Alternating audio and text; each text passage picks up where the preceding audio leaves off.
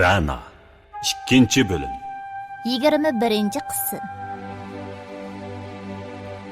Bundaq ahvol ostida korxonani kengaytgan holatdami, hozirgidan yaxshi bo'lib ketishi natayin. Qandaq dedim? Dal shundaq bo'lganligi uchun bu yerdan texmi vaqtli ayrilib turishingiz kerak. Buning sizning Ranani unutishingizga foydasi bo'lishi mumkin. Qolganini o'zingiz yaxshiroq o'ylanib beqing. Anglasam Ranami ishlamaydigan bo'pti. Meningcha Ranami sizga yaxshi bo'lsin deb shunga korxonadan ketdi. Siz bundaq tushkilishib o'zingizni tashlab etib ruhsiz, sulg'un yursangiz sizga mu Ranag'imi foydasiz. Hayot hammamizga birlik yetim keladi. Nemishqa vaqtni yaxshi bo'lmagan ishlarga sarf qilib etamiz? Siz Shanxayda bir necha yil turib keling. Bir necha yil o'tibmi qaytib kelganingizda yana uni unutmayamsiz? Agar Rana qo'shilsa, uni ilib Shanxayga ketasiz. Siz-chi? Ana, men o'yinib baqay. Navrakingizmi sizning gapingizni qilayotgani xeyli bo'ldi. Cho'ng yerning hamini cho'ngligi bor. Ilgari dadangiz ikkimiz sizni yiroqda bo'lib qoladi ekan deb bu gapni sizga demagan. Lekin rostini desam, bu siz uchun tepilg'usiz bir yaxshi o'rganish fursati. O'yinni peqin, ha? Ma'qul ana. Men cho'qim astoydillik bilan o'ylashiman. Tunsagul Mardan bilan paranglashib bo'lgandan keyin Mardonga amdi bo'lganda ishqi bo'lmay orom elib olishni topilab qo'yib uydan chiqib ketdi. Mardan bo'lsa mehmonxonada uzundan uzun o'ylanib o'ltirib, oxiri sofaga yo'linib yetib uxlab qoldi. Ertasi saharda ishqi berish uchun o'rnidan Mardan yotoq uydan chiqibla mehmonxonada sofaning oldidagi sheraga qo'yilgan bo'liq mantini ko'rib, ixtiyorsiz og'izlariga seriq suv keldi. Ana, men turdim. Dedi Mardan texicha oshxonadan chiqmagan Tunsagulga. So'g'uq say hozirla tayyor bo'ladi. 1 minut saqlab turing. Sut ishkash turing, ha? Suvib ishkidek bo'lib qoldi. Ma'qul ana. Mardan shundaq degenicha stakandagi sutni bir ko'tarishida ichibdi. Tunsagul bir ozdila so'g'uq sayni tayyor qilib ep chiqdi. Ona bola ishkaylan ko'ngillik o'ltirib nashtlik qilishdi. Nashtadan keyin chini qachilarni yig'ishtirishga tamshalgan Tunsagul Mardanning gapi bilan turib qoldi. Ana, men Shanxayga boray. Ha? Mardanning bundaq tez bir qarorga kelishi kutmagan yeridan chiqqan Tunsagul hayronlikda turib qoldi. U texi bugun kash Mardonga yana bir qaytim ideviy xizmat ishlashni o'ylashib qo'ygan edi. Bir qaror kelib bo'ldim. Vaqtni o'zingiz o'rlashtiring. Dadamg'im o'zingizdan. Qancha tez bo'lsa shuncha yaxshi. Ma'qul. Dadangizmi bugun qaytib keladi. Dadangizga menday. Atdigandala bu xabardan xushal bo'lgan Tunsagulning kashkicha xushallikdan og'zi yumilmadi. Shu kuni Muxtar Shanxaydan qaytib keldi. U uyga kashki tomoqqa ulgurib qaytib kelgan edi. Tunsagulning Muxtarning bugun qaytib kelishidan xabar bo'lg'ashqa alohida o'xshitib Muxtar amroq narin cho'p etib turgan edi. Narin cho'pga yolg'iz Muxtarla emas, Mardan bilan Tunsagulmi amroq bo'lib, bular narin cho'pni kashtiga yeyishga muvofiq sangishlik tomoq bo'lg'ashqa oila bo'yicha amroq edi. Mardan tunugin korxonaga bormag'ashqa, bugun saharda turib nashta qilib olgandan keyin korxonaga borgan bo'lib, kashta baldirli ishdan tushib uyga yenib kelgan edi. Mardan bilan Muxtar ilgari keyin bo'lib uyga kirib kelishdi. Ular o'zaro ahvollashgandan keyin ustalda o'ltirib, birlikda ko'ngillik g'izolanishdi. Tomoq yeyish jarayonida ko'pincha gapni Muxtar qilgan bo'lib, u o'zining bu qitim Shanxayda ko'rgan anglaganlarini, yana o'zining his qilganlarini qo'shib, Tunsagul bilan Mardonga og'ziga tegmay so'zlab beryapti. Shanxayda bu bir necha yillik o'zgarish haqiqatan zo'r ekan. Menmi Shanxayga bormag'ili 6 yil bo'lib qopti ekan. Bu qitim berib, ilgari o'zim berib baqqan joylarni tunyanmag'il tasliq qoldim. Sevinib ketgan qator egiz binolar, hashamatlik sud saroylarini ko'rib ko'zlarim ulgurmaylik qoldi. Nim degan taraqqiyot u. Shanxayga silishtirganda bizning bu joylar hech nimga arzimgudek. Shanxayning hojatxonlarimi bizning uylarimizdan, bu yerdagi nurg'un joylardan hashamatlik ekan. Sharoiti yarpasa, odam degan oshundaq yerda yashasi bo'g'udek. Nima degan pokiz, nima degan go'zal shahar u. Shundaqmi? Shundaq bo'lmayamsa, qarang, bu qitim bekorga bormadim. 200 ming yuanlik zakaz talonini to'xtamlash bilan birga qadrdon bilan ko'rishib, Mardonni shu yerda bir necha yil turadiganga ma'qul qilib keldim. Buni anglab qadrdonmi shunday xushal bo'ldi dang. Siz bilmaysiz Tunsagul. Agar bu qitim qadrdon bo'lmagan bo'lsa, bu zakasmo bizning korxonaga tegmaydi. Qadrdon garchi Mardondan 2-3 yosh cho'ng bo'lsa-mu, lekin cho'ng yerda turganning hamini cho'ngliqi bo'ldi ekan. Bizning Mardonmi shundoq esil bola dang. Agar Mardonga shundoq bir sahna, shundoq bir fursat bo'lsa, u cho'qim korxonamizni texmi gulandiradi. Mardon ikkimiz korxonani kengaytimiz da'vat qilin ekan. Lekin muvofiq bir yo'l, muvofiq bir loyiha topolmay, planimiz amalga oshmay turib qolgan edi. Mana, endi Mardon Shanxayga berib, qadrdon bilan bir necha yil birga ishlaydigan bo'lsa, bu korxonani kengaytish loyihasiga mening kalla qatirishimning qat'iy zarurati yo'q. Bu loyihani Mardonning o'z oldiga mustaqil tamomlaydiganligiga to'liq ko'zim yetdi. Shunga Mardonni Shanxayga avatsakmikin deyman. Oldingi qitim qadrdon Mardonni avatishni talab qilganida biz orliqni yiroq ko'rib qo'shilmagan. Lekin bu qitim Shanxaydagi bu taraqqiyotlarni ko'rib, men to'liq uyg'ongandek bo'ldim. Mardonni Shanxayga avatayli Tunsagul. U berib qanotlanib kelsin. Orliq yiroq bo'lsin nim bo'pti. Nihoyat bir necha yil ayrilamiz o'sha. Mardon, senchi o'g'lim. Sening roziliqingizlik qadrdonga ma'qul javobini berib o'tib qoldim. Mendan ranjasanmi bolam? Tunsagul, sizchi? Har ishkinglar nimishqa gap qilmaysizlar? Voy, meni taqasa qilmay gap qilinglar-chi. Muxtarning hayajonda to'xtamay so'zlab ketganligini ko'rgan Tunsagul bilan Mardon gap qilishmasdan bir-biriga qarab kulib ketishdi. Bir oildagilarning o'ylig'ini shundaqmi bir yerdan chiqamdi. Bu tarafda Tunsagul bilan Mardonning Shanxayga berishni maslahatlashib bir qarorga kelishsa, u tarafda Muxtar Shanxayda qadrdon bilan bevosita ko'rishib, Mardonning Shanxayga berish ishini deyishib kelgan edi. Muxtarning jelichlikda tutib bo'lib ketganini ko'rgan Tunsagul, Muxtarni texmi jiddiylashtirmaslik uchun eg'iz ochdi. "Man qarang, Muxtar. Biz ana-bola ikkimizmi shu 2 kundan beri maslahatlashib, Mardonmo Shanxayga berishga qo'shilgan edi. Biz texi bu xabarni sizni xabarlantirib bo'ladigan vaqtgacha bizning qilmoqchi bo'lgan ishimizni bilgandekla, sizning buni bitirib kelganingiz qiziqda." Tunsagul bilan Mardonni bu ishga qo'shilarmi, qo'shilmasmi deb o'ylanib o'ltirgan Muxtar, Tunsagulning bu gapini anglab tong qetib turib qoldi. Bizmi texi tamoqdan keyin sizga buni aytmoqchi edik. Onungacha o'zingiz oldi bilan bizni xabarlantirib bo'ldingiz. Ish mundaqmi 10 kelarmi? Shundaqmi? Nimandaq yaxshi. Men texslarni qo'shilmay qolsa qanday qilsam bo'lar deb ansirab ketgandim. Bek yaxshi bo'pti. Men bu qitim qadrdon bilan deyishib keldim. Bizning korxonadagi uskunlarni yanglaydigan bo'ldik. Bundaq bo'lganda tikilgan kiyimlarning texmi sifatli chiqishiga kapolatlik qilib bo'ladi ekan. Endi korxonaning hinidan setib olgan oq yerning ishlatadigan o'rni chiqadigan bo'ldi. Bu yerni setib olib, qanday bir talab qilishni bilmay turib qolgan edim. Mardon, mangdigan qachon tayyorliging bitdi bolam? Men tayyorla dada. Bir necha qur kiyimni ilib olsamla, bugun menga zarur bo'lsa-mi menga olayman. Tunsagul, sizchi?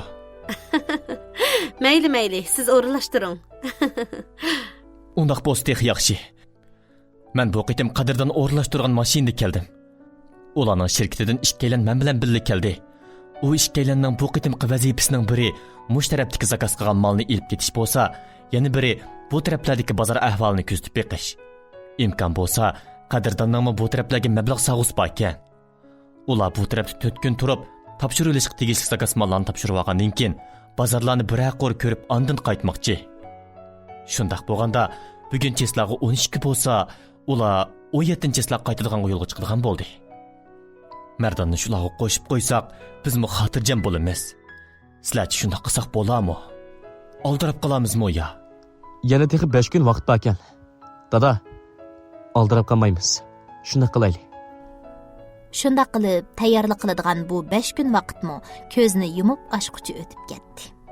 Bu arada Muxtar Mardonni birga elib ketadiganning gapini Shanxaydan kelganlar bilan deyishib bo'lgan edi. Tunsagul garchi ko'nglida Mardonning bu yerdan tezroq ayrilishini, Mardonning Ranani unutib ketishini umid qilsa-mu, ammo ayriladigan daqiqalar yetib kelganida yanala ko'ngli yerim bo'lishdan saqlanolmadi.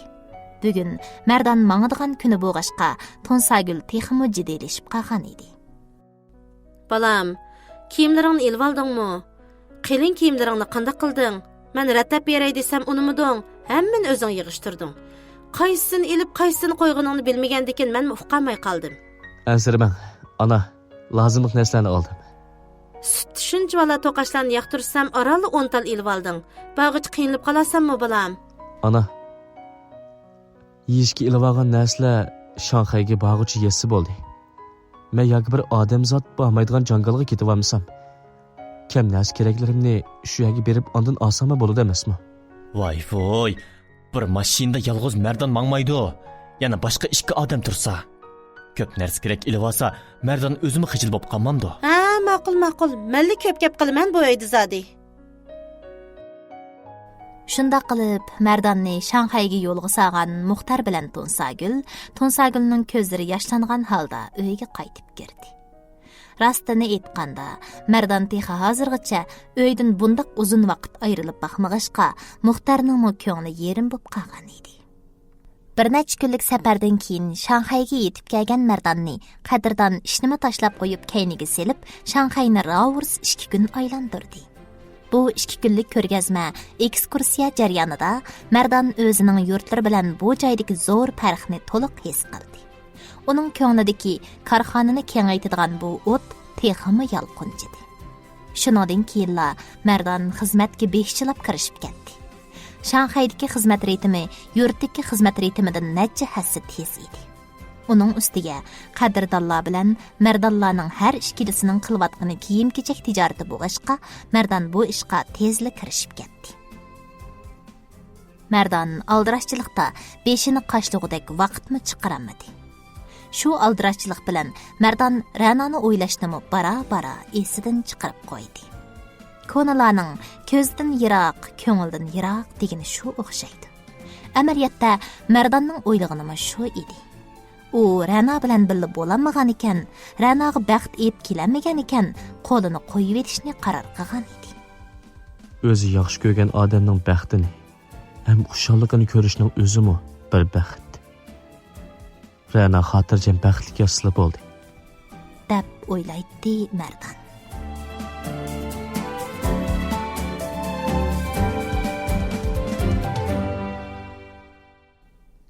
Amdi Ra'noga kelsak. Ra'no korxonadan chiqqandan keyin Udul uyga qaytib keldi.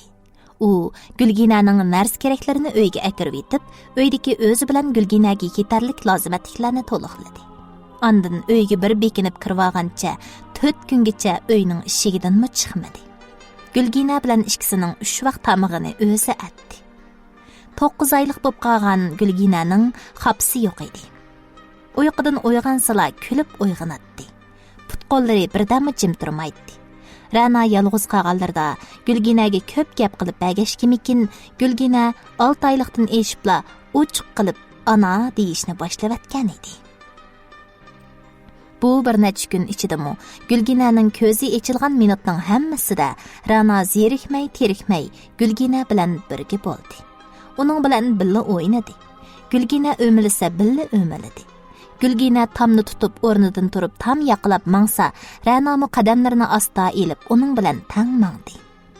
Gulgina uxlab qolganlarida bo'lsa, Ra'noni xiyol bosadi. Buningdan keyin qanday qilish, Gulgina bilan qanday yashash, nima qilish qatorliq savollar Ra'noning kallasini erishtiribdi. Ra'no o'ylab qandaqli qilsin, xiyollarini bir boshqa ep chiqamadi. Shuning bilan 4 kundan keyin uydagi akrivagan yemak-ichmaklari, lozimatliklari tugagan Ra'no oxiri 5-kuni tush bo'laga yaqin uyning eshigini qo'liplab, Gulginani ko'tirgunicha sirtqa chiqdi. U oldi bilan uyda Gulginaga keraklik va tamoqqa lozimlik narsa keraklarni setib oldi. Bularni to'liqlab uyga akirib bo'lgandan keyin yana qaytadan bozorga chiqib, bozorlarni arladi. Zada nima qilish kerak degan savol Ra'noning kallasini yeb ketib-atdi.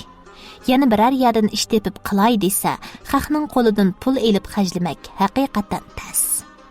O'zi bir ish qilishni o'ylasa, nima qilishni, nadan boshlashni bilmaydi. Ra'no shundaq oyog'i chiqmas xiyollar bilan oldirmay bozor aralab mengib, kunning tushdan eshib ketganligini bilmadi.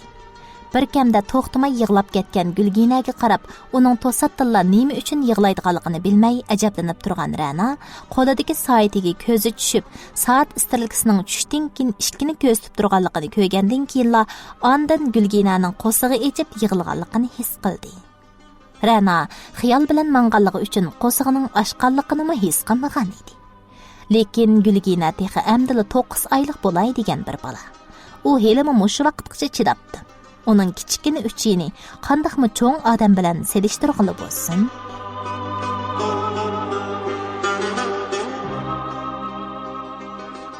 Ovoz berguchilar. Amina Bahri Qarlig'ash, Yusufjon Shirali, Anvar Ibrohim, Sharvonam Musa, Shuhrat Abdurahmon, Mustafa Abdurayim, Asolat Mamat, Adila Abdushukur, Gulnigar Ubul Qasim. Tahrirlash va kirishtirish xizmatida Shinjang Tunkuy madaniyat tarqatish shirkati.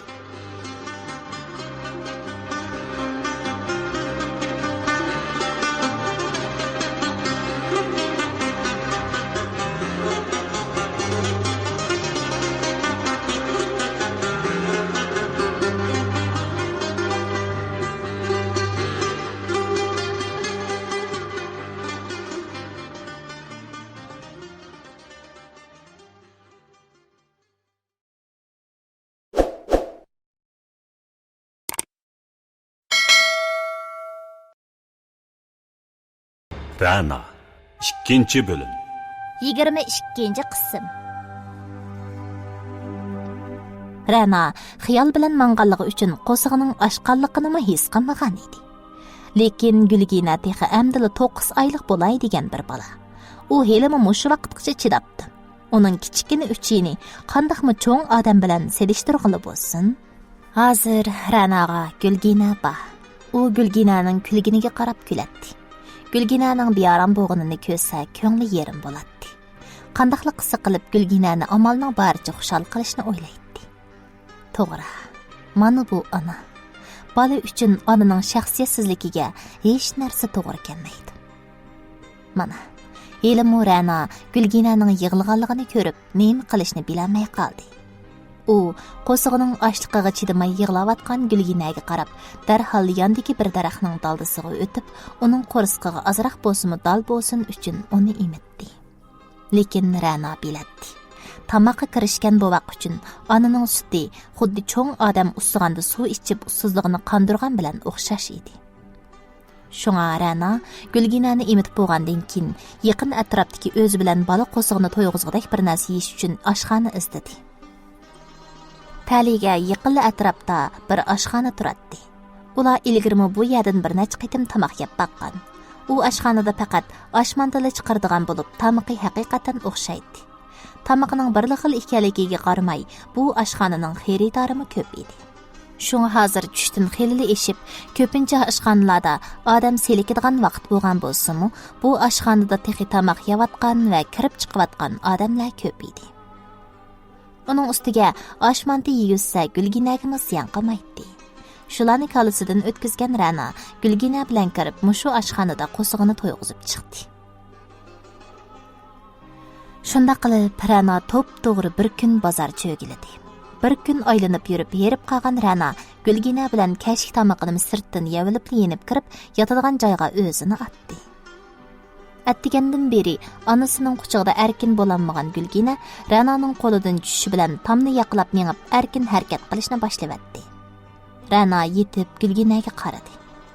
Gulgina bo'lsa qafasdan chiqqan qush sayrab butun jahonni bir og'andek go'ngrab bir nimalarni deginicha heli kulsa, heli go'ngraydi. Gulginaning xushal bo'lib ketganini ko'rgan Ra'no attigandan beri mengib harg'inini unutib qoldi.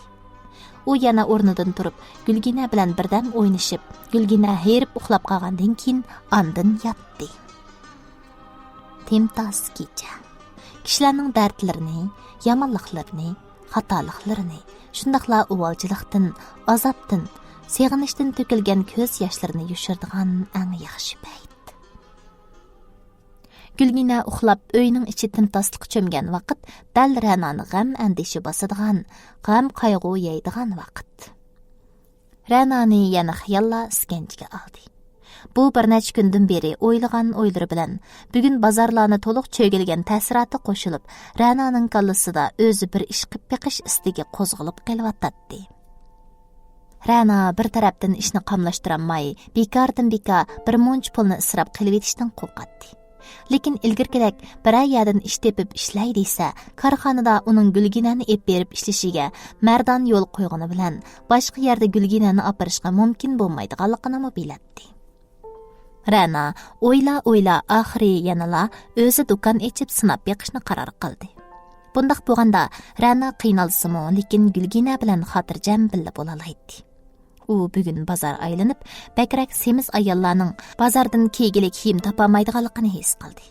Chunki zavodlarning kiyim-kechaklari asosan 3 nomerlik chiqadigan bo'lib, bakrak o'ruq yoki bakrak semiz kiygan ayollar yoki qizlar cho'qim tikuvchilik do'koniga kirib kiyim tiktirib kiyishga majbur bo'ladi.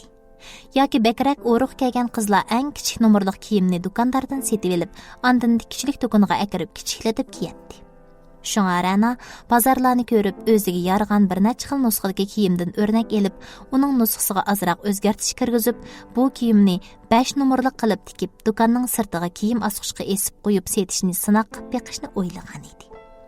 Albatta, do'kondagi tayyor kiyimning nusxasini shundaqla ko'chirishga bo'lmaydi. Buni Ra'no tushunadi. Ilgari tushunmagan bo'lsa-mu, lekin korxonada ishlab chiqqandan keyin bu tarafini tushungan edi. Do'konning ijorasiga pul to'laydigan gap. Navada qamlashmaydigan kiyimlarim setilmay qasqanda qilaman. Deydi ichidagi bir Ra'no. Avval sinab baxmamsan. Sinab baxmay turib setilmaydiganligini qanday bilasan? Deydi yana bir Ra'no. Bir munch pulni dasmisiga qo'yib, ziyon tortishdan qo'rqyapman. Ziyon tortsang, mayli shu azroq pulni ziyon tortasan xolos. Navada ishing yurishib qolsa, Gulginani o'zingni boqalaysan. Bir yandan ish izlayman debmi yurmaysan? Mushundaq o'zi bilan o'zi bir hazo talash tatish qilgandan keyin Ra'no oxiri sinab beqish qaroriga keldi. Biroq u chiqimni azaytish uchun setildigan muvofiq do'kon bo'lib qolsa, setib olib etishni o'ylashdi. Shunda qilib bir qarorga kelgan atisi Gulgina bilan nashta qilib olibla, eshikni qulflab, yana sirtqa do'kon ko'gilmadi. Sotadigan do'kondan bir nechasi uchirdi. Lekin do'konning cho'ng kichikligini o'ylashmasa bo'lmaydi. Do'konning o'rnimi muvofiq bo'lmasa bo'lmaydi. Shunda qilib bir necha do'konni ko'ygan Ra'no oxiri tushdan keyin bozorning o'ttirsig'iroq joylashgan 30 kvadrat metrlik bir do'konni tiyishdi. Do'konning egasi do'konni qurg'dab bo'lgan edi. Asli bu do'konning egasi o'zi echiyotgan bo'lib, hozir jiddiy pul lozim bo'lib qolg'ashqa do'konni sotadigan bo'lib qolgan edi. Do'konchi qo'shnilar sala-suli qilib, Ra'no talishib yurib degandek, bu do'konning bahosi oxiri 12 ming yuanga muqimlashdi. Muhimi, bu do'kon Ra'no o'ltirayotgan uygimi yiroq emas, ham bozorning o'ttirsida edi. Shunda qilib, do'konning bahosi muqimlashgandan keyin yeziqchi to'xtam tuzilib, Ra'no zakalat uchun do'kondorga yenidan 500 yuan pul berdi. Qolganini tushdan keyin Ra'no akilib do'kondorga beradigan, ondan do'konning ochquchi bilan do'konni Ra'no o'tkazib oladigan bo'lib kelishib bo'lgandan keyin Ra'no pulni elib kelgili uyga mangdi. Uyga kirib, Gulginani qo'lidan tushirgan Ra'no, Gulginaning tushibla tunugunkidek tomni yaqlab mengib ketganini ko'rib, do'kondorga olib beradigan pulni tayyorlash uchun yandagi uyga kirib, pulni tayyorlab chiqqanida Gulginaning tomga yo'langan peti uxlab qolganini ko'rdi. "Voy, jinim qizim, erib qopsiz-da. Sizni nima qiynab qo'ydim qizim? Meni kechiring. Shu tirishib baqay dedim. Ana bola ishimizning yaxshi yashashimiz uchun." dedi Ra'no Gulginani o'rniga o'ngshab yotqizib qo'yib. Tunugundan beri sirtili yurgan Ra'no Gulginani qiynab qo'yganini his qilib, Gulginaning peshonasiga so'yib qo'ydi. Ra'no Gulginaning xotirjam uxlab olishi uchun Gulgina uyg'ongandan keyin maqmoqchi bo'ldi. Gulgina uyg'onadigan vaqtgacha Ra'no ona bola ikkisining kashf tomog'iga tayyorlik qilib qo'ydi. Gulgina uyg'onganida allaqachon 1 soatdan ko'proq vaqt o'tib ketgan edi. Ra'no Gulginani elib olib, do'konlarning pulini olib berib, do'konning ochquchini elib oldi. Do'kon Ra'noning xiyolida ammoqchi bo'lgan do'kondan xeyli cho'ng bo'lib, Ra'no do'konni o'tkazib olibla, qo'shni do'kondagilardan so'rab yurib, do'konni o'ngishtiradigan odam topdi. Do'kon qilishga 20 kvadrat metr yer yetadi. Шуңа Рана дуканның bir tarafını yağış bilan to'sib, sirtini lay bilan suvab, tamdak qilib, to'sqan tarafda Gulgina uchun aram oladigan joy va tamoq etib yeydigan joy tayyorlamoqchi bo'ldi. Shunda qilib dukanni o'tkazib elib, saq 10 kun bo'ldi deganda, dukan oshqudek tayyor bo'ldi.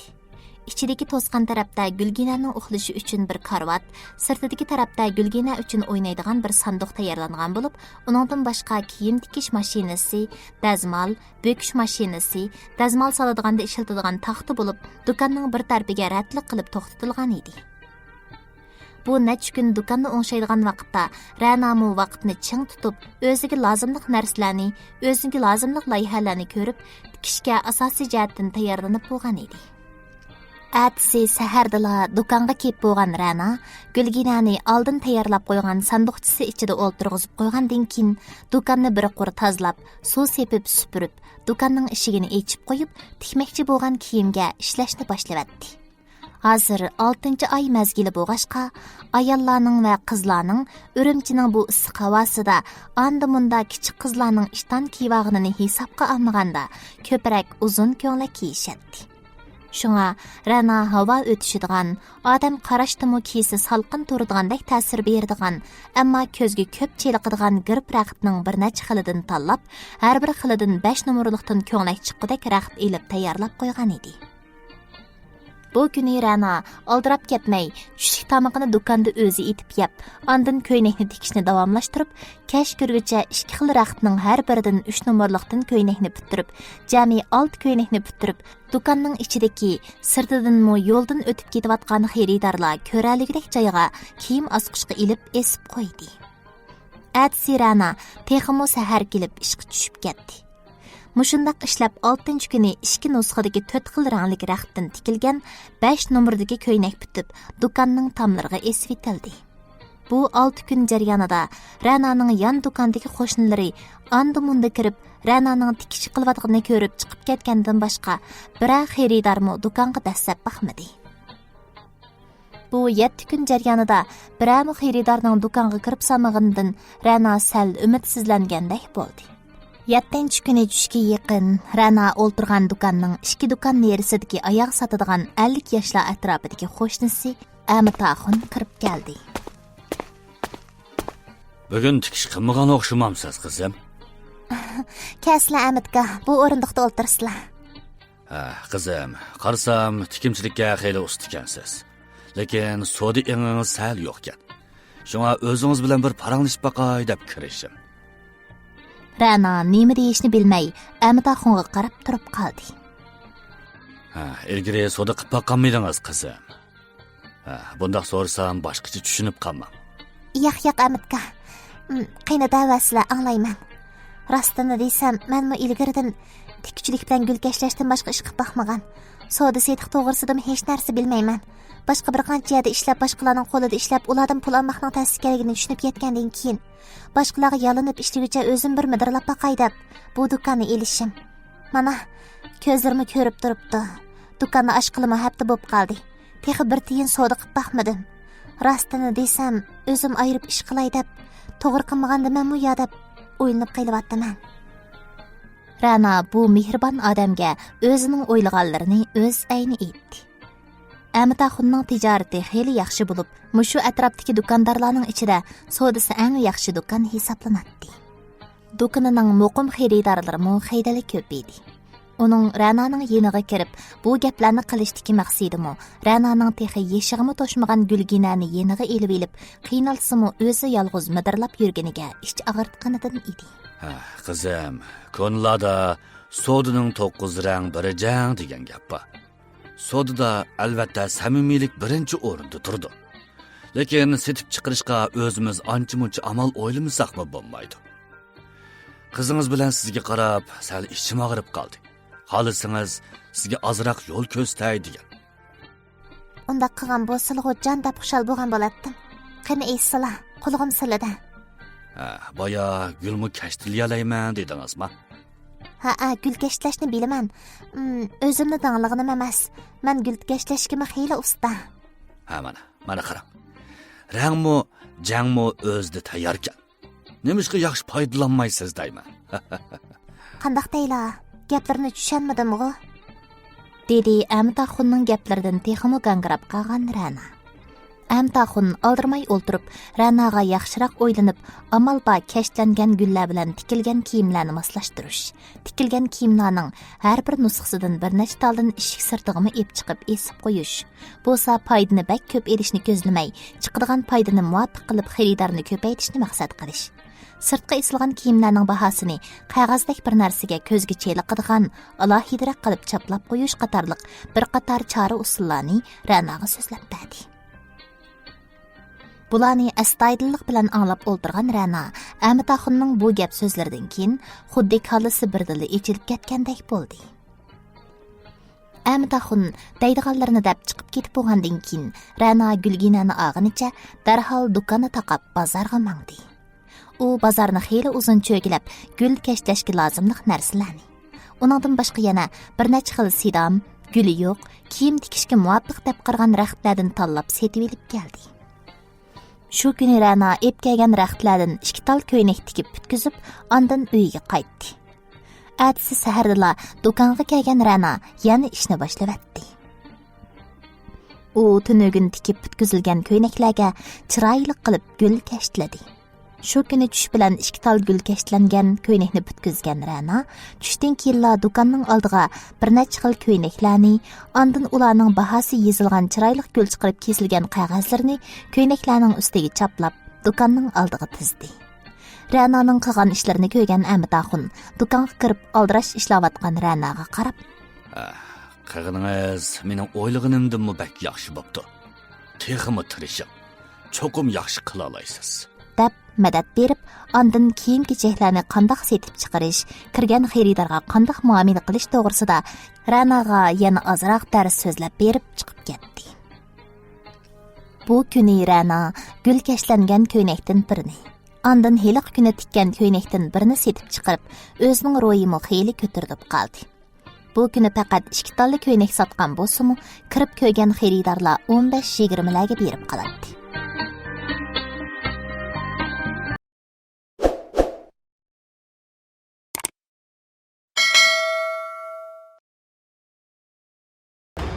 Rana 2-bölüm 23-qism.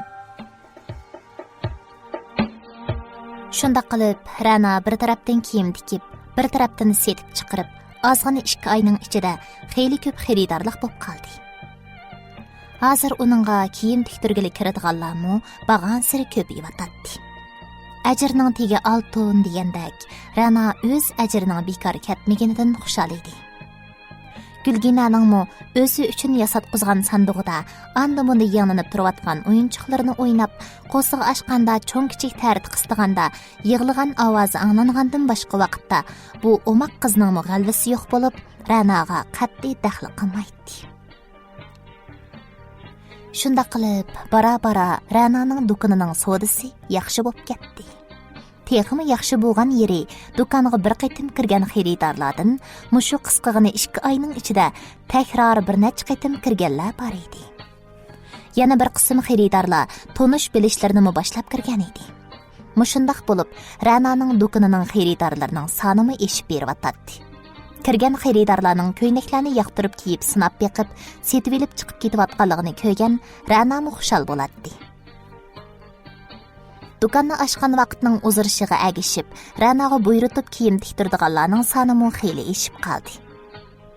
Shuning bilan Rananing qo'li birdan bekor bo'lmay, aldirashchilikda o'tib ketdi. Do'konni ochib bir oydan oshgan bir kuni tushdan keyin qo'lini sal bekor qilgan Rana Amtaxunga atab tikkan konvoy ko'nglakni Amtaxunning do'koniga ib chiqdi. Qani o'ltiring qizim, o'ltiring. dedi Amtaxun tuyuqsizla do'koniga qadam tashirib qilgan Ranaga qarab. Bo'ldi Amatka, o'ltirmay, do'konda odam yo'q edi. Do'konni ochganimdan beri menga ko'p yordam berdilar. Sizlarga qanday rahmat aytishni bilmadim. Bu ko'nglakni sizlarga atab tayyorlagan edim. Bu nima qilganingiz qizim? Asta. Yoqtiramlikin bilmadim. Rahmat qizim. Ko'nglakni kiyib baqsila, cho'ng-kichik kiyib qolsa menga deysiz o'zgartib beraman. Ma'qul qizim, rahmat sizga. Undaq deymizlar. Sizlarning menga qilgan yordamlari oldida bu ish qancha emas. Әмсә, мен дүканға чықай. Hayat mana mushundaq. Ba'zida achchiq, ba'zida tatlıq. Yana ba'zida achchiq-chuchuk. Amaliyotda hayotning o'zi bir tovlanish jarayoni. Mangulik o'rganish jarayoni. Agar hayot yo'lidagi bu achchiq-chuchuk va tatliqlar bo'lmasa, biz mangu pishib yetilmaymiz. Shunga biz quyosh nurida parlashimiz, qor yomg'irda yugurishimiz, achchiq ko'z yoshlari ichida o'sib yetilishimiz, tirishish jarayonida umidlanishimiz kerak. O'z-o'zimizga tunugin yaxshi edi. Bugun nihoyat yaxshi. Ati texmi yaxshi bo'lg'isi deyli. Va cho'qim shundoq bo'ladiganligiga ishonayli. Dunyoga kelgankanmiz, chidam, g'ayrat bilan yashashimiz kerak. Ana qarang. Ra'noning beshiga kelgan kulfatlarga. Biroq u tushunadi. Uning hayoti faqat o'ziga mansub emas. Uning hayoti yana qiziga, onasiga mansub. Qizi Gulgina uning hayotligidagi borlig'i. Ra'no bo'lsa onasining hayotining davomi. Shunga u yaxshi yashash uchun davomli tirishyotdi. Ko'nalarning niyat insonning o'zidan boshqa hech kim bilmaydigan sirdir. Hamma odam o'zining niyatiga beqib natijaga erishadi degan xato emasdir balkim. 4 yildan keyin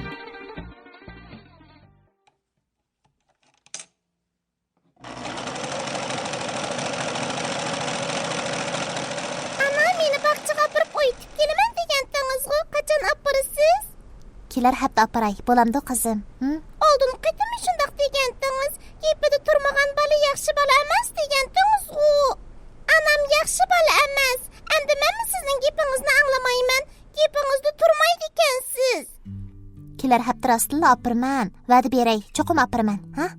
Kelar hafta degan qachon? Necha kundan keyin bo'ladi? 4 kundan keyin bo'lamdi. Sana paqaya? Qiz budruq barmoqlarini chiqarib 4 barmog'ini chiqardi. Ondan onasiga 4 barmog'ini ko'z tutib turib shundoq so'radi. Mo'shundoq kundan keyinmi? Ana? Ha, to'g'ri bo'ldi. To'g'ri sanag'ingiz uchunmi bo'lsa, bu qaytim bog'chaga o'ynatqili cho'qim aparman. Amisi gapingiz gap-a? 4 kundan keyin yana o'polmasangiz, bundan keyin men sizning gapingizni anglamayman. Ma'qul, cho'nganam, ip baray. Ana bola ishkaylanma shundoq paranglashgancha do'konning oldiga yetib keldi. To'g'ri. Mana bu do'kon echiyotgan 4 yildan beri bir-biriga yar yo'lak bo'lib yashayotgan ana bola Ra'no bilan Gulgina. Ra'no Gulginaning mana shundoq cho'ng odamni kichiklatib qo'ygandek tatliq gaplaridan, o'maq qiliqlaridan zo'qlanatdi. Öz vaqtida qiynalsimi, o'zining hozir barlig'i bo'lgan bu chuchuk so'zlik hamroyini ahmoqlik qilib oldirib yetib qolmaganidan xushal bo'ladi. Gulgina Ra'noning kulki uzuqi edi. Bu o'maq qiliqlari chuchuk qiz Ra'noningla emas, mushu atrofdagi barliq do'kondorlarning atvorliq malikasi edi. Bu atrofdagi do'kondorlarning hammasi degudek Gulginani bakmi yaxshi ko'rishadi. Gulginamu har kuni degudek bu do'kondorlarning hammasining do'koniga biror qaytimdan kirib, ulardan chuchuk tillar bilan hol so'rab chiqatdi. Ra'noning do'kondor qo'shnilarimi Gulgina biror kun do'koniga kirmay qoladigan bo'lsa, atayin Ra'noning do'koniga Gulginani izlab kirishadi. Hozir Ra'noning do'konining savdosi shundoq yaxshi. Ayol do'kondor qo'shnilarimi asosan degudek Ra'nodan kiyim-kechak elib kiydi. Ularning hammasi Ra'no tikkan kiyimlarni yaxshi ko'rib, yoqtirib kiydi. Ra'no dastlabidagi oyda 200 yuan kirim qiladigan tikuvchi do'kondordan hozir oylik kirimi 1500 yuanga yetadigan mushu holatga kelguncha qanchalik jafo tortganligini, qanchalik qiynalganligini, Gulginani uxlatib etib qancha kecha uyqusiz qolganligini bir o'zi biladi. Ajrning tegi oltin. Bu haqiqatan rost aytilgan so'z. Ra'noning izlanishlari, tirishchanliklari bekorga ketmadi. Ra'no hozirmi tirishishdan to'xtab qolgani yo'q. Garchi hozir uning muqim xaridorlari bor bo'lsa-mu, lekin u yanada tirishib, izlanib, tikadigan va tikmoqchi bo'lgan kiyimlarining fasonlari, gul kashlamoqchi bo'lgan kiyimlarining nusxasi va o'rni qatorliqlar to'g'risida to'xtamay izlanadi. U bu 4 yil jarayonida to'limi aldirash o'tdi. Ammo turmushi bir iziga tushdi. Hammadan muhimi Gulgina sog'lom cho'ng bo'lib. Ra'noga lozimmi dal mushundaq tinch, xotirjam turmush. Hozir faqat Hamragul anda-munda yodiga kelib qolganda, ko'ngli yerim bo'lganni, chiroyini unutib qolgan bazmaxonadagi heliqi yigit anda-munda esiga kelib qolganida, yuragining bir yerlari echishqanni hisobga olmaganda, Ra'noning ko'ngli xotirjam, turmushi tinch. Ağırıp qasımı, herib qasımı, Gulginani yetilib elib, Gulgina herib qağınıda onu kötürüp elib, çoqum dukanını etişini toxtutib qoymaydigan Ra'no, Gulginaga bergan va'dasi bo'yicha tunji qaytim dukanni taqab qo'yib, Gulgina bilan bog'chaga keldi. Bu kuni Gulgina shunchalik xushal bo'ldiki, Ra'noning bu yo'llariga esilib, Ra'noni quchoqlab nachrat so'yib ketdi. Ular bu kuni to'liq bir kun xushal o'ynashdi. Attiganda uyda nashta qilib olganicha tushlik tamoqini sirtdan yeb, kash bo'lganda biraqla uyga yenib kelishdi. Ular uyga kelishga oz qilishqanida Ra'no attigandan ularning keynida degudek yurgan ikki er kishining uyga yetib kelishga oz qolgandimi, ularning keynidan iz qo'g'lab kelayotganligini sezib qo'rqib ketdi. Uyga yana bir ko'chadan o'tsila yetib boradi. Qo'rqib ketgan Ra'no bugungi xushalliqlarini og'ziga tegmay so'zlab mengayotgan Gulginani ko'tiribla ching'ida quchoqlab oldi va mengishni tezlatib uy tarafga qarab tez yurib ketdi. O'zim mangaychi ana. Mening qo'zig'im ozroq ichib qoldi qizim. Uyga tezroq kirib tomoq etib yeylik, ha? Ra'no Gulginaga buningdan boshqa hech narsa demadi. Amaliyotda u Gulginadan ayrilib qolishdan yana oldingi qaytimqidek tuyuqsizlar bir xatarlarning yuz berishidan qo'rqqan edi. Yugurib degidek uyga kirib, eshikni ichidan taqib olgan Ra'no put-qo'lida jon qolmay joyida o'ltirib qoldi. Ra'no uyning derazasidan qarab, ularning iziga tushgan bu ishkaylarning sirtdimi yo'q ekanligini ko'rib, ko'ngli sal iziga tushgandek bo'ldi. Balkim ortiq o'ylab olgandiman. Ularning uyi shu tarafda bo'lishi mumkin-ku. Nemishqa o'zimni o'zim qo'rqitib yuradigandiman deb o'ylagan Ra'no o'ziga o'zi tasalli berib, qo'rqinchi sal besilgandek bo'ldi. Atsi normal dukan ichib, tushga yaqin hojatxonaga borgan Ra'no hojatxonadan chiqqanida yana shu tunugin uygacha iz qo'g'lab borgan ishkaylarning bir tomning keynida o'zi tarafga qarab marab turganligiga ko'zi tushdi. Ra'no bu qitim to'liq qo'rqdi. U o'zidan ansirmadi. Balki Gulginadan ansirdi. O'ziga bir qitim go'ri og'ziga berib yandi. Bu yomon niyatli kishilarni Gulginani kichik deb qo'l sanmaydi degili bo'lmaydi. Shunga Ra'no bularning Gulginaga yomon niyatda bo'lishidan ansirdi. Bu hojatxonaga bu atrofdagi do'kondorlarning hammasi keladigan bo'lib, hojatxona do'kondan ancha yiroq emas edi. Uning ustiga hozir tushdan keyin bo'lib, hojatxona tarafdami odam ko'p edi. Ra'no qadamlarini tez epmengib, do'konning oldiga berib, Gulginani izdadi. Qo'shni do'kondorlarning o'zi bilan taqdimatlik bir necha bolasi bilan birga o'ynayotgan Gulginani ko'rgan Ra'noning boydan beri og'ziga tiqilib qolgan yuragi sal o'rniga tushdi.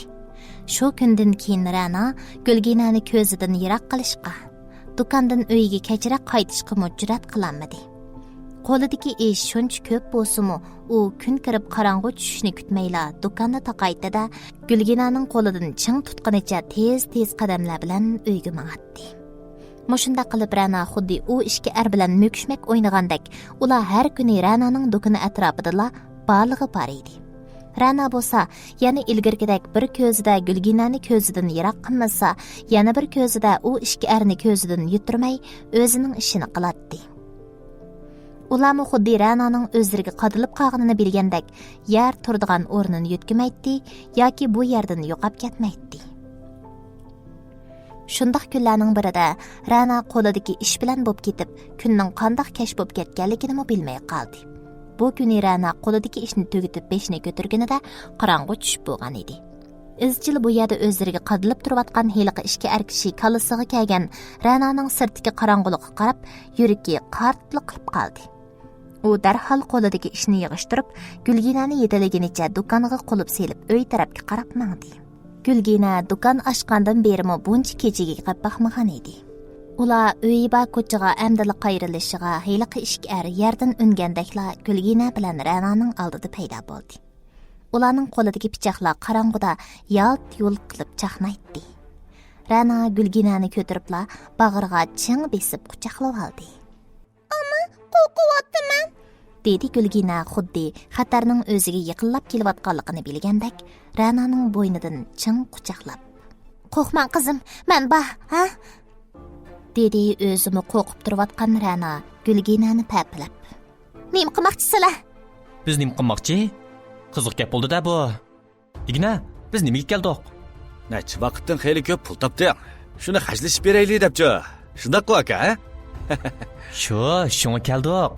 Navata biz degan pulni bermasang, sen bilan qizingni ep ketamiz. Boshqa ish yo'q. "Sizlarga nech pul lozim? Pul desang men tayyorlab beray, lekin qizimga yaqin kelishkichi bo'lma."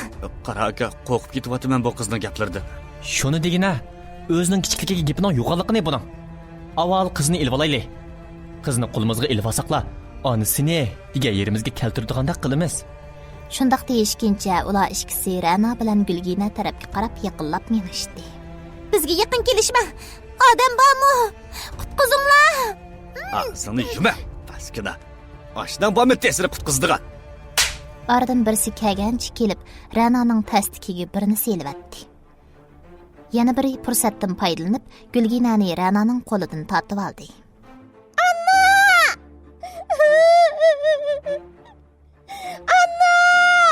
Gulgina shundaq deb vaqirganicha yig'lab ketdi. "Gulgina! Gulgina!" Ra'no bo'lsa boyiqa yegan tastakning dastidan 2 qadam keyniga dojib yiqilib tushdi. U ikki kishi Gulginani qo'liga ilib olgandan keyin Ra'nodan yiroqlab boyiqa joyiga berib turdi va qo'lidagi pichoqni Gulginaning geliga tanglab turib Ra'noga dedi. Endi oldinga minib sog'uchi bo'lma. Bo'lmasa qizingning jinini olaman. Ma'qul. Qancha pul lozim bo'lsa danglar, lekin qizimga cheqilmanglar, sizlardan o'tinib qolay. Boya bek yo'g'on so'zlayotmamsan. Endi degina shu gaplaringni. Men degan edi aka. Qizimga yaqin kelishkichi bo'lma degan, ha? Mana, men yaqin kelman. Nima qilalaysan, ha? Nima qilalaysan? U shundaq deginicha kelib, Gulginaga yaqinlashib, Gulginaning bo'yniga pichoqning uchini tangladi. Yo'q. Pichoqning uchi tegishi bilan Gulginaning chaqirgan ovozini anglagan Ra'noning yuraklari tilinib ketdi. Endi degina. Yana bir degina. Men anglay. Kechiringlar. Men xato qilibman. Men namaqul bo'lay, gapimni qaytirib olay. Nech pul lozim bo'lsa men tayyorlay. Qizimga cheqilmanglar. Bu gaping qulog'imizga sal xo'sh chiqyapti. Aka, sen degina necha pulga olsak bo'la? Necha vaqtdan tutqilib fursat bermay, bak ko'p vaqtimizni isrof qildi bu paskina. Ko'proq olayli. Necha vaqtdan isrof qilgan vaqtimizni to'lasin. 20 ming olsak bo'ladimi aka? 50 ming tayyorlasin. Aka, bu 50 mingni tayyorla. Hozir tayyorlay olsang, qizingni hozir beraman. Agar hozir bermasang, qizingni ep ketamiz. 50 ming yuanni qachon tayyorlay olsang, qizingni shu chog'da ep ketsan.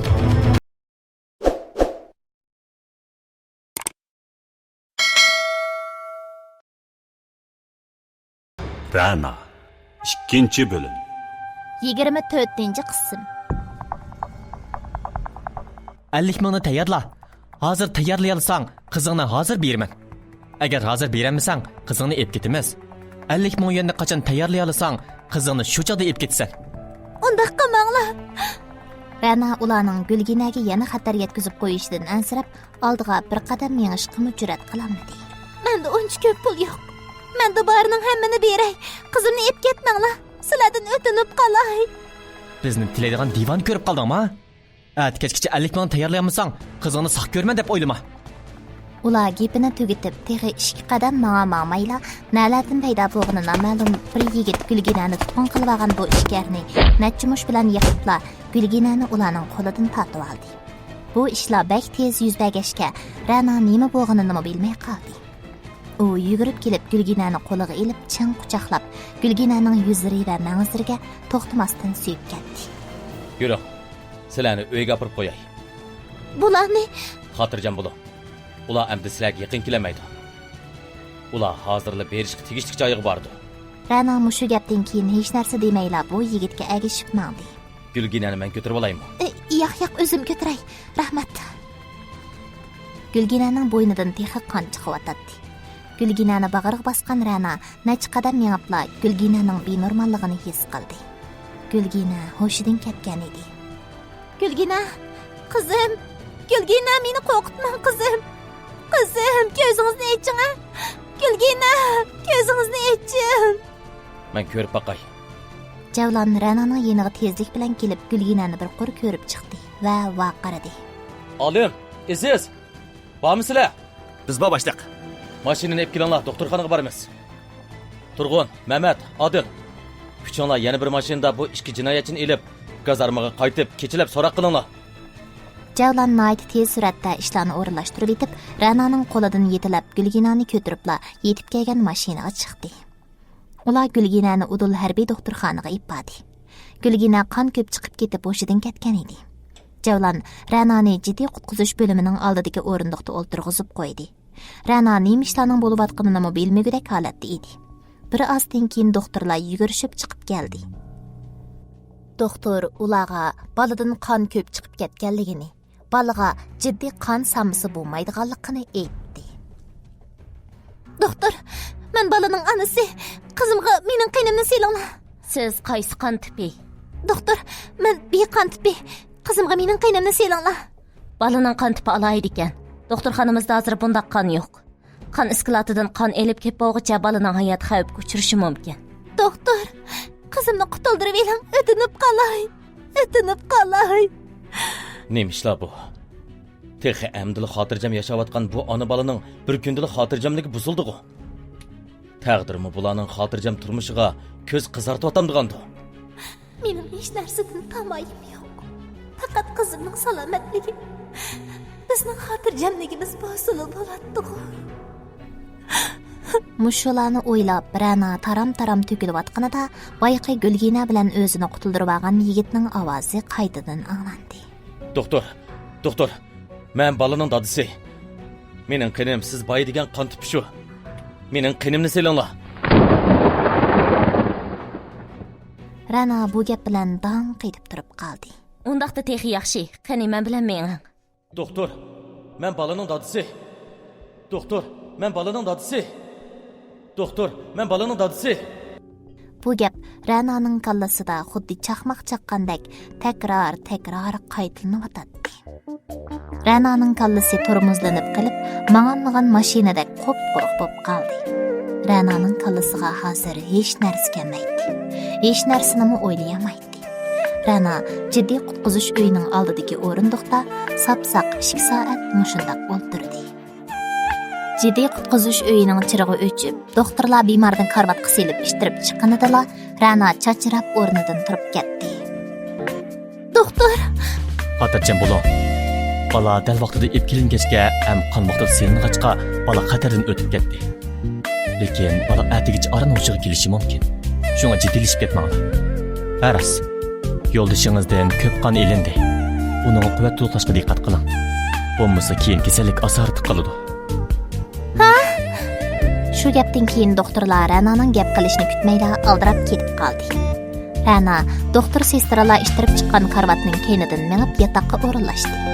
Gulginani o'rinlashtirib turishiga doktor sestralar yana bir karvatni ishtirib kirib, bemorni Gulginaning yenidagi karvatga ep qo'yib chiqib ketdi.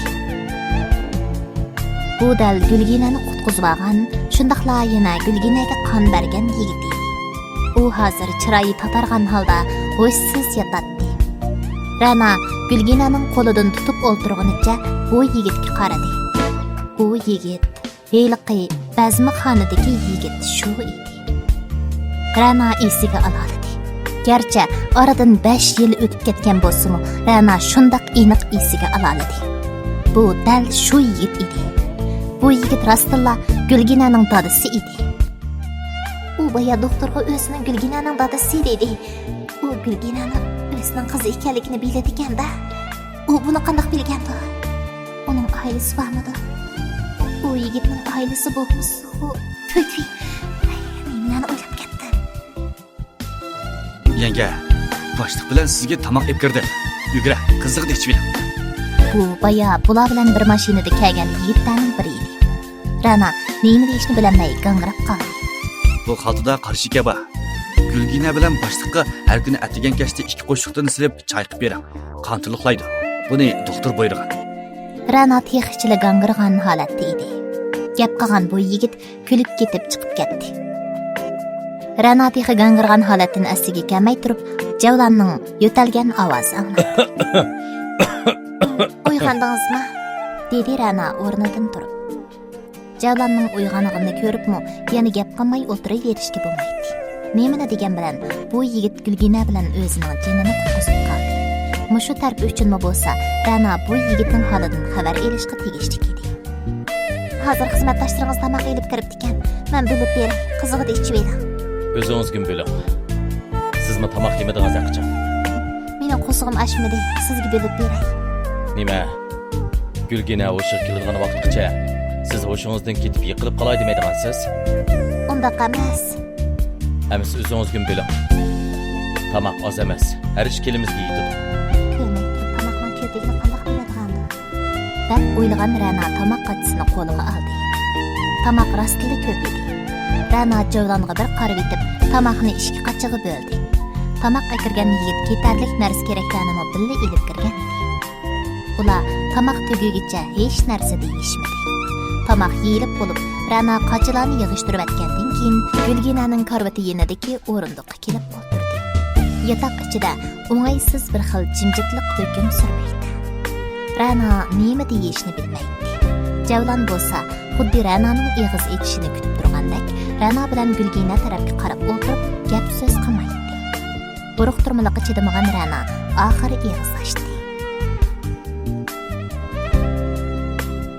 Sizga ko'p rahmat.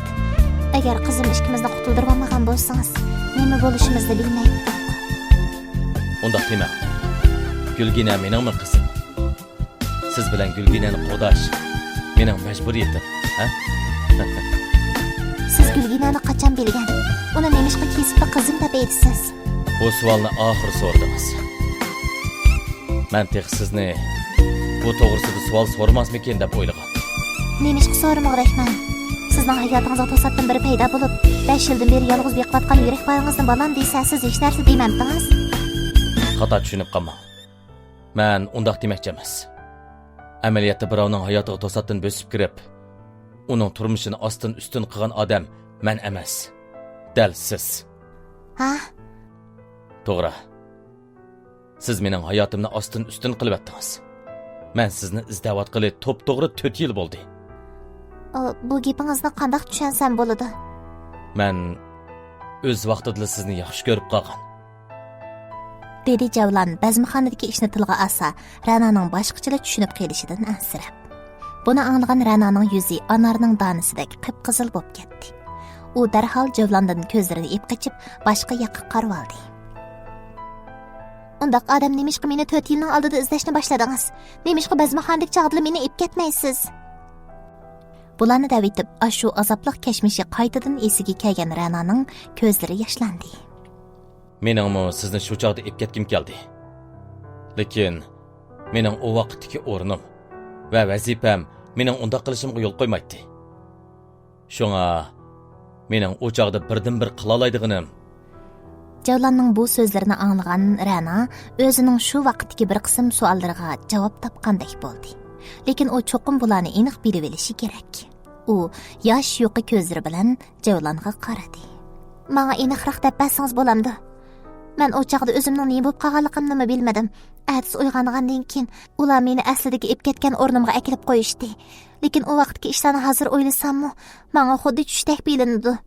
O ishlarni tushmikin desam, Gulgina bo'yimda qapti.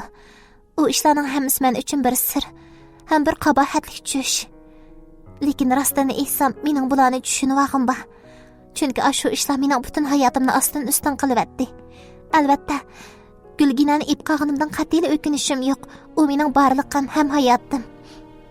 Dedi Rana ko'zlaridan taram-taram to'kilgan marjondek yoshlarni surtib etib. Ko'nglingizni tushunaman. Javlon o'rnidan turish uchun madirilib edi, butun badani og'rib, ko'zlariga qorong'ulik tiqilib ketdi. "Nima bo'ldingiz?" dedi Rana yugurib kelib Javlonni yo'lab. Javlonning chiroyi totirib ketgan edi.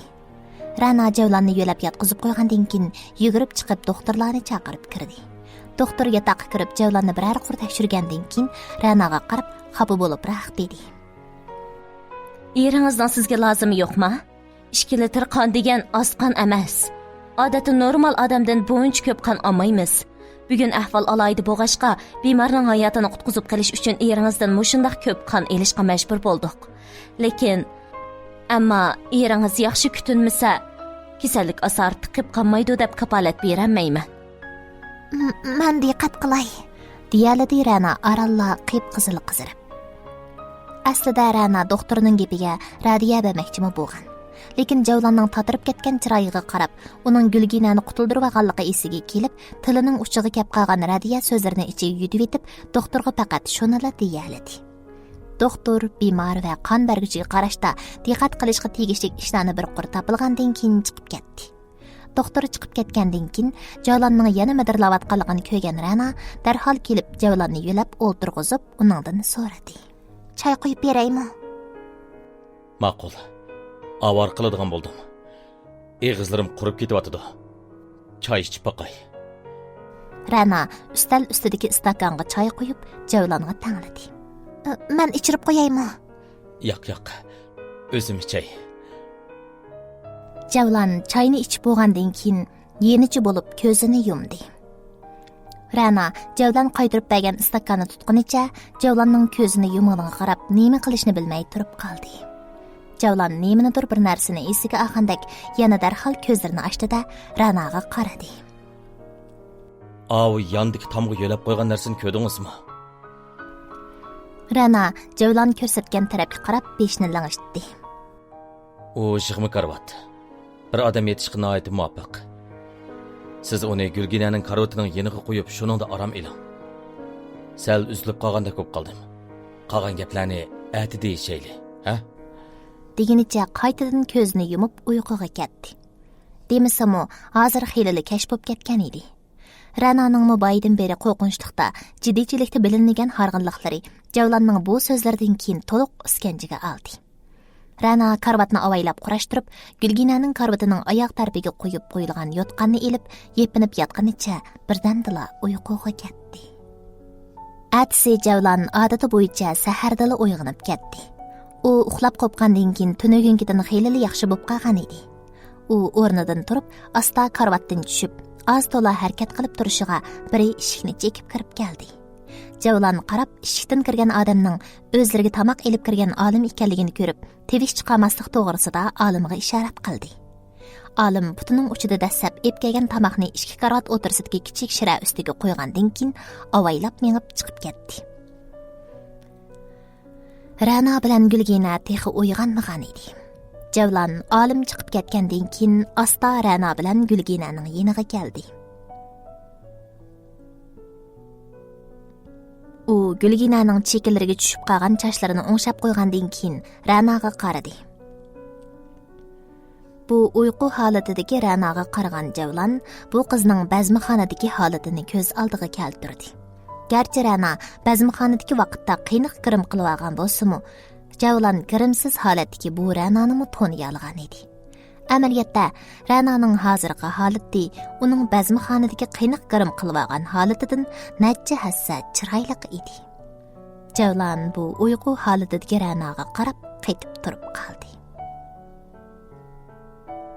Birovga bak qadilib tursa, bu odam uyqu holatida tursimi buni sezsa kerak. Ra'no xotirjam uxlayolmasdan tuyuqsiz qapig'ini turib midirladi. Ra'noning midirlig'ini ko'rgan Javlan darhol keyniga o'rilib, necha qadam yenib, boshqa ish bilan mashg'ul bo'lgan holatda turib oldi. Xeyli tasda ko'zlarini ochgan Ra'no Javlanning o'zi yotgan karvatni ratlayotganligini ko'rib, ondan o'zlarining doktorxonada ekanligini esiga elib, tezlik bilan karvatdan tushdi va Javlanga qarab dedi: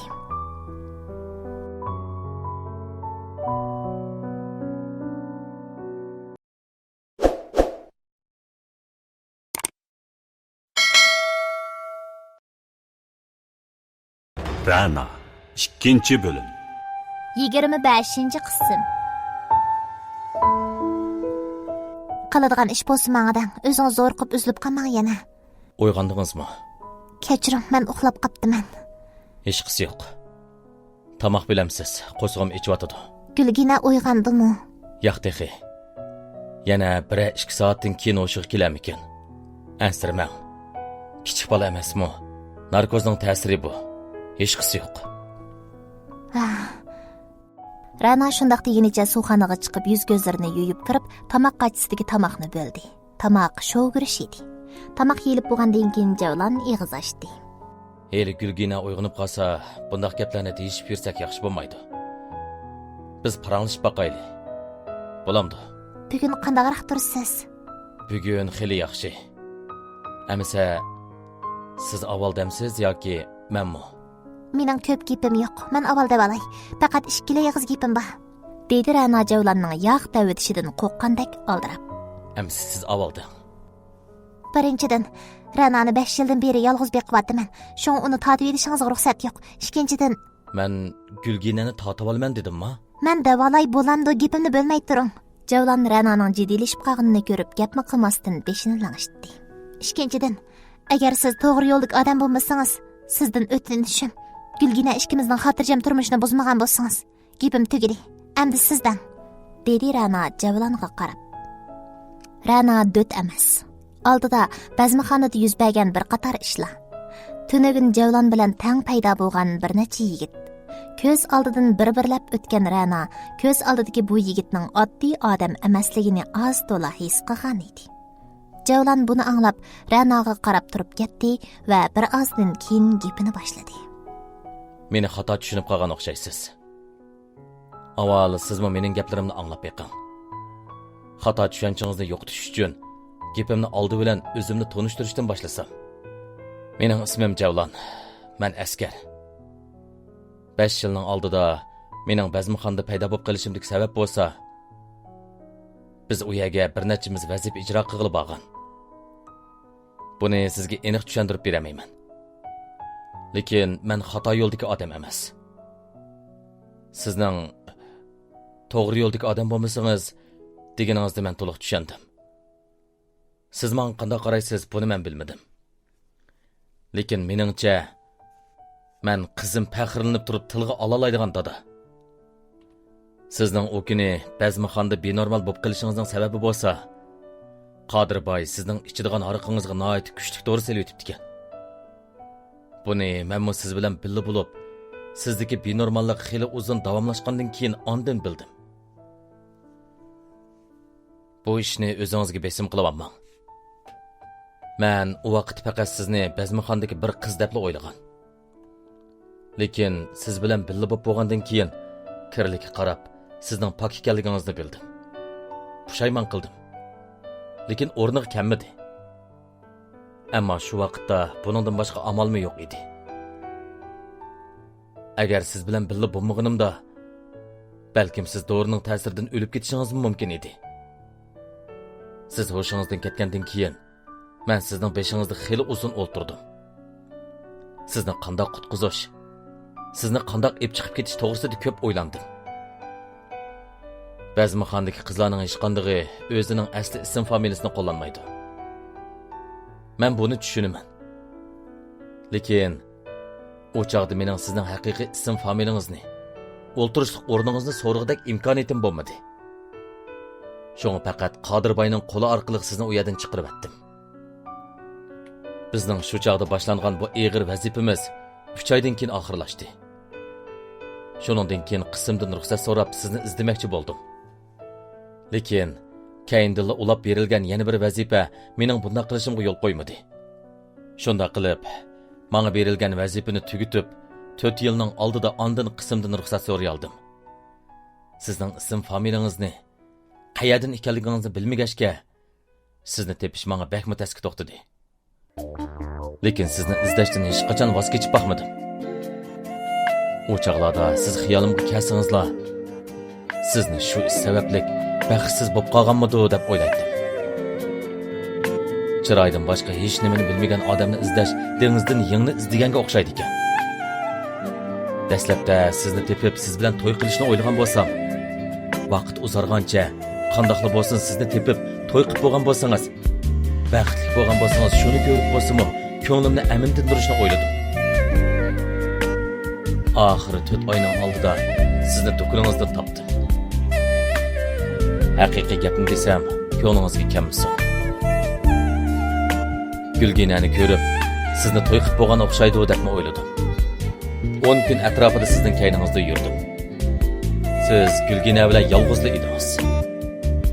Men sizni xotirjam turmushi bor ekan deb avor qilmaslikni o'ylab, voz kechishni tanlagan vaqtimda men bilan birga kelgan sabdoshlarim Gulginaning menga o'xshaydiganligini deyishdi. Shuning bilan bir amallarni qilib Gulginaning chechini qo'lga tushirib, o'zimizning qism doktorxonasiga o'zimning chechi bilan qo'shib avatdim. Natijasi meni hayron qoldirdi. Gulgina rostdan mening qizim edi. Gulgina bilan ota bolaligimizni isbotlaydigan shu tekshirish natijasini qo'limga olgan vaqtda nimalarni o'ylaganligimni bilamsiz. Sizni bunchalar besimlarga qanday bardoshlik bergandi deganimni o'yladim. Aqlimga kelganimdan beri yig'lig'inimni eslayolmaydim. Lekin shu kuni shuncha uzun yig'ladim. Qizim 5 yoshga kirguncha uningga dadiliq mehrimni beramaganligim uchun yig'ladim. Siz Gulginaga qo'saq ko'targaningizda sizning yeningizda bo'lolmaganligim uchun yig'ladim. Balkim sizlarni balduroq topgan bo'lsam, siz men yana nurg'un dishvorchiliklarni topmagan bo'lardingiz. 3 oyning oldida tekshirish natijasini qo'limga olganimdan keyin sizni ko'p kuzatdim. Atrofdagi do'kondor qo'lim qo'shnilaringizdan sizni surishtirdim. Sizni biladigan birma odam sizning birma eg'iz yomon gapingizni qilmadi. Sizning yaxshi so'zlaringizni anglagan sari sizni teximi yoqtirib qoldim. Sizni izlab kirishni, Gulginaga tonishlik berishni o'yladim. Lekin bundaqlik kirsam, sizmi to'g'ri tushunmasligingiz mumkin edi. Shunga oldi bilan ota-onamga sizning va bir qizimning mavjud ekanligini bildirdim. Ular shunda xushal bo'lishdi. Sizni uyga olib kelishni aytdi. Men uydagilarga siz va Gulginaning xabarini berishga ketgan kunlarda 3 sabdishimni sizlarni qo'dashga o'rinlashtirdim. Endi sizlarni yutirib assam bo'lmaydi. Garchi uyingizning mush atrofda ekanligini, do'konning bog'lig'ini, sizning bir yerga ketmaydiganligingizni jazmlashtirsam-mu, lekin sizni yana yo'qotib qo'yishdan ansirab, ko'nglimda yanada xotirjam bo'lamadim. Asli tunugun kunduzda sizni izlab bormoqchidim. Lekin kashf bo'lib ketganligi uchun qaytib ketmoqchi bo'lib turganimizda tunugunga ish quchirdik. Qolgan ishlardan sizning xabaringiz bor? Rananing yuzlari yoshdan ho'l bo'lib ketgan edi. Rananing boshqalarning ko'ngil bo'lishiga erishib baxmaganiga nazam. Birovlar uni yo'qotib qo'yishdan ansirabdi. Uningga jimjitqani ko'ngil bo'libdi. Bu nima degan esil mehr. U birli qaytim ko'rishgan bu yigitning aytgan gaplaridan ta'sirlanib yig'lagan edi. Bu dunyoda onasi ko'z yumgandan keyin hech kim uningga bunday ko'ngil bo'lib baxmagan. Gulginani ota-onangiz bilgan bo'lsa, uni olib ketamsiz. Bu nima deganingiz? Siz Gulginaning onasi, men Gulginaning dadisi. Uni nimishqa sizdan tortib olgandakman. Xohlasangiz, uni ikkimiz tanbeh qilib qatorga qo'shimiz. 5 yildan beri sizlarni, bo'libmi sizni jafoda qo'yibdiman. Endi bularning o'rnini to'liqlashimga menga bir fursat bering. Rana yig'i ovozining bak chiqib ketishidan ansirab og'zini tutib oldi. Javlon o'ltirgan yeridan turib, Rananing ikki mo'risidan tutib, ching quchoqladi. Endi mening ona bola ishqinlarni qo'g'dishimga ruxsat qiling. Ana qusqim ichib ketdi. Bu Gulginaning ovozi edi. Gulginaning ovozini anglagan Rana darhol Javlonning qo'llaridan chiqib, ko'z yoshlarini surtib, Gulginaning qaroti yanida o'ltirib, Gulginaning peshonalariga so'ydi. Qanaqroq tursiz qizim? Ana bu kim? So'radi Gulgina Javlonga hayronlik bilan qarab. Men sizning dadingiz qizim. Siz qaytib keldingizmi? Onam sizni bek uzoq yerga ketgan degandi. Javlon Ranaga qaradi. Rana bo'lsa nima deyishni bilmay, birda Gulginaga, birda Javlonga qarab turadi. Endi qaytib keldim. Yana ketamsiz? Endi ketmayman qizim. Ajab yaxshi. Meningmi dadam bo'ladigan bo'ldi. Endi meni dadasi yo'q degan adashlarimga sizni ko'rsatib qo'yay. Ular meningmi dadam borligini bilib qolsin. Rana çay akirgili chiqib ketdi. Rana çaydanğa çay elib yataqning oldiga kelganida yataqni Javlan bilan Gulginaning xushal kulkilari bir og'an edi. Bu xushal kulki ovozini anglagan Rananing ko'zlariga qaytadan xushallik yoshlari keldi.